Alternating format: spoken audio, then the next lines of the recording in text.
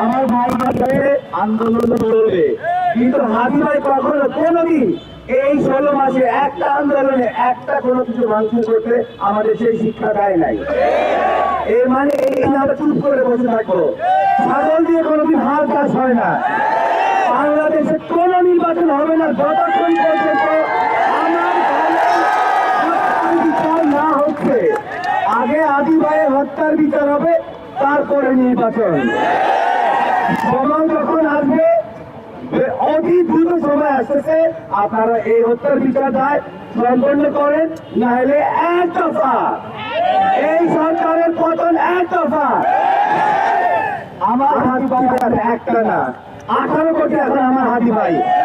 সরকার যদি নিজের গতি ঠিক রাখতে চান, নির্বাচন এজেন্ডা ঠিক রাখতে চান, সবার আগে অতি দ্রুত ট্রাইব্যুনাল গঠন করে এই হত্যার বিচার দায় কমপ্লিট করেন, তারপরে নির্বাচন।